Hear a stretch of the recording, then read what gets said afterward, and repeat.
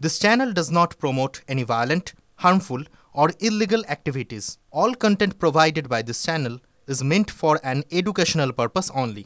শান্তনু সেন যখন কথাগুলো বলছিলেন না, ভাগ্যিস সেখানে ঢাকার কুট্টিরা ছিল না, থাকলে বলতো কইয়েন না কর্তা, ঘোরাও হাসবো।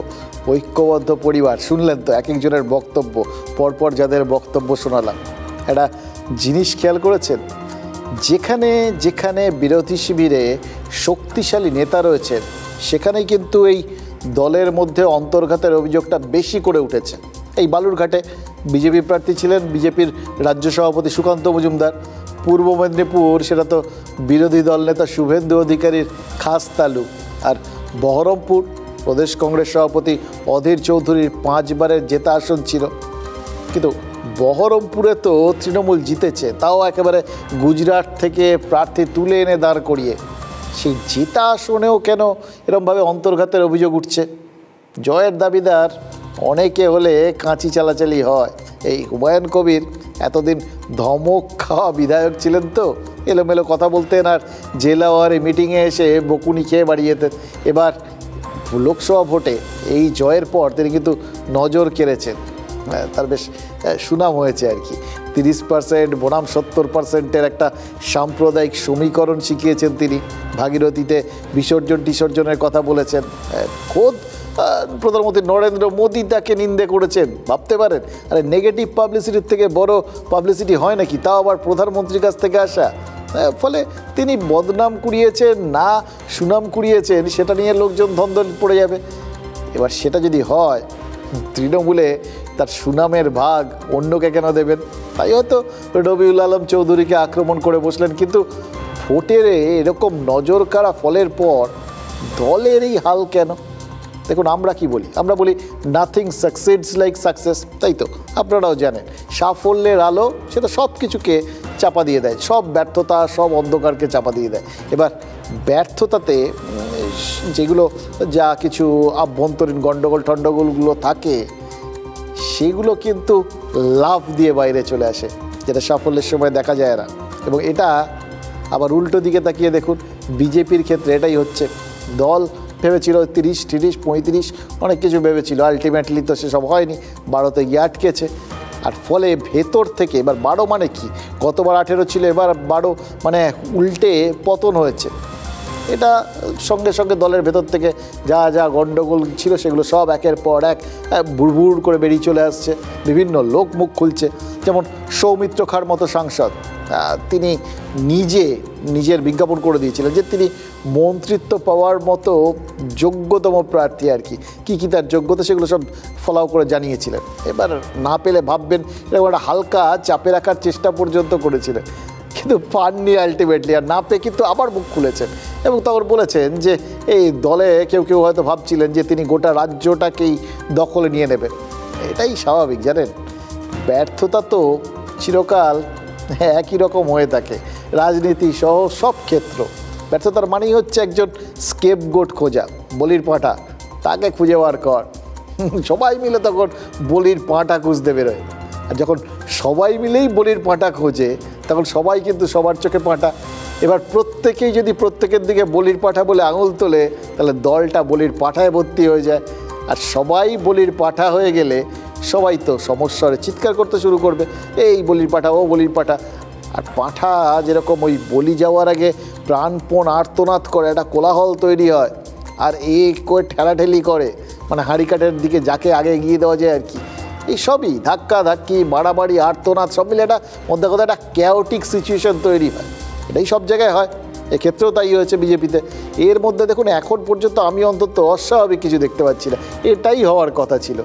কিন্তু তৃণমূল, সেখানে এটা কেন হচ্ছে? এটা তো হওয়ার কথা ছিল না। সেখানে নবীন প্রবীণ দ্বন্দ্ব অনেকটা মিটে গেছে। মমতা বার্তা দিচ্ছেন, পাশে বসে আছেন অভিষেকের সভায় মমতার ছবি নেই, মমতার সভায় অভিষেক নেই, এ সমস্ত পরিস্থিতি সেগুলো সব অতীত, এগুলো নেই। মমতা বন্দ্যোপাধ্যায় যথাযথ জায়গায় অভিষেক বন্দ্যোপাধ্যায়কে এখন এগিয়ে দিচ্ছেন, আর অভিষেক বন্দ্যোপাধ্যায় দাপটে বার্তা দিচ্ছেন। তাহলে তারপরেও এই গণ্ডগোলটা কেন? 8 জন মন্ত্রী হেরে গেছে বলে মানে কোথাও সেটাকে অশনি সংকেত হিসেবে তারা দেখছেন নাকি শহরে যেখানে সচেতনভাবে লোকচক্ষুর সামনে কেন্দ্রীয় বাহিনীর পাহারায় ভোট হয়েছে সেখানে দলের প্রভাব কোথাও গিয়ে একটু ধাক্কা খেয়েছে বলে। দেখুন, শিলিগুড়ি পুরসভার সব ওয়ার্ডে তৃণমূল পিছিয়ে, বাঁকুড়াতেও সেই পরিস্থিতি, কলকাতা পুরসভায়ও 40-এর বেশি ওয়ার্ডে পিছিয়ে রয়েছে তৃণমূল কংগ্রেস। এই চারপাশে সাফল্যের ভিড়ে এগুলোকেই ব্যর্থতা হিসেবে দেখছেন নাকি তৃণমূলের নেতারা? আর এই ব্যর্থতার খোঁজ পেতেই যথারীতি ওই ভেতর থেকে অভ্যন্তরীণ গণ্ডগোলগুলো সব লাফ দিয়ে বাইরে চলে এসছে। কি আমাদের দল অত্যন্ত শৃঙ্খলাপরায়ণ দল। আমাদের নেত্রী মমতা ব্যানার্জি তিনি সব দিকে খবর রাখেন। দলের আভ্যন্তরীণ মিটিংয়ে দলনেত্রী কিছু মন্তব্য করতেই পারেন, সে বিষয়ে আমি প্রকাশ্যে সংবাদ মাধ্যমে কিছু বলবো না। ভোট হয়েছে এবং তাতে আমরা অনেকগুলো ওয়ার্ডে এগিয়ে আছি এবং সেই এগিয়ে থাকা মমতা বন্দ্যোপাধ্যায় সম্ভবত নিজের ওয়ার্ডে 6 ভোটে না সামান্য এরকম কিছু ভোটে এগিয়ে আছে। তো এটা প্রমাণ করছে যে বিজেপি শক্তি বাড়ছে কলকাতাতে আস্তে আস্তে।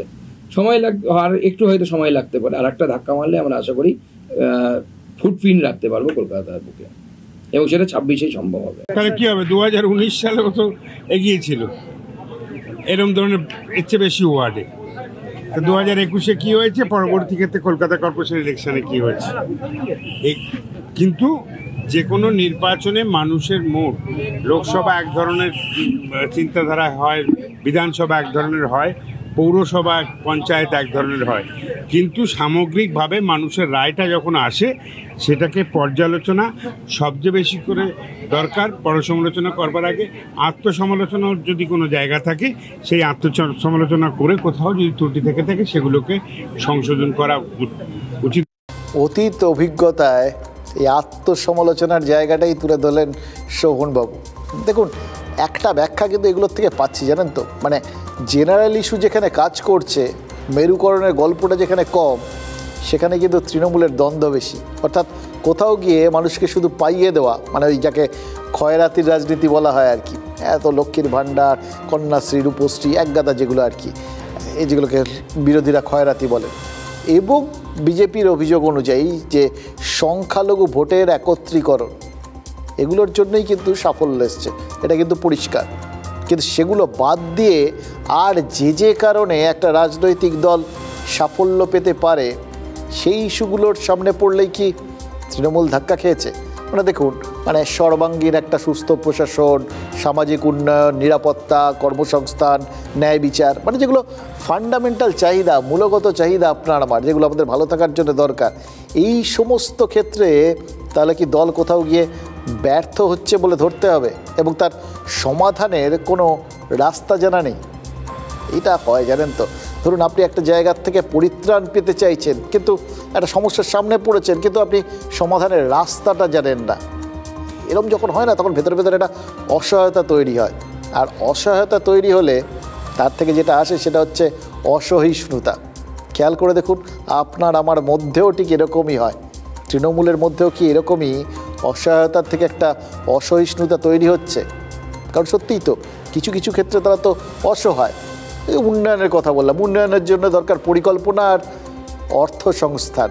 এবার পরিকল্পনার জায়গায় একটা অভাব তো রয়েছে, আর তার সঙ্গে সঙ্গে যে চারপাশে বিভিন্ন দুর্নীতির অভিযোগগুলো সামনে এসছে বিভিন্ন সময়, সে নিয়োগ দুর্নীতির থেকে রেশন দুর্নীতি, কয়লা, সব কি নেই, এগুলো আস্তে আস্তে মনে হচ্ছে তলায় তলায় শিকড় ছড়াতে ছড়াতে কোথাও গিয়ে গোটা সিস্টেমটাকেই না নড়বড়ে করে দিয়েছে, জানেন তো। ওই যেভাবে নারকোল গাছের শিকড় আস্তে আস্তে মাটির ভেতর ঢুকতে ঢুকতে অনেক সময় বাড়ির ভিত পর্যন্ত ফাটিয়ে দেয়, সেভাবেই এই দুর্নীতির শেকড়টাও মনে হচ্ছে কোথাও গিয়ে ভিতের ওপর আঘাত আনছে। আর দেখুন, পরিকল্পনা, রূপায়ণ আর উন্নয়ন, এই দুটোর জন্যই তো দরকার ওই 2 নম্বর জিনিসটা, আর্থিক সংস্থান, টাকা। সেই আর্থিক সংস্থানই তো সবচেয়ে বড় সমস্যা, টাকাই তো নেই। সব টাকা তো খরচ হয়ে যাচ্ছে ওই লক্ষ্মীর ভাণ্ডার বা কন্যাশ্রী, রূপশ্রী এগুলোতে দিতে। তাহলে হাতে পড়ে রইল কি? একদিকে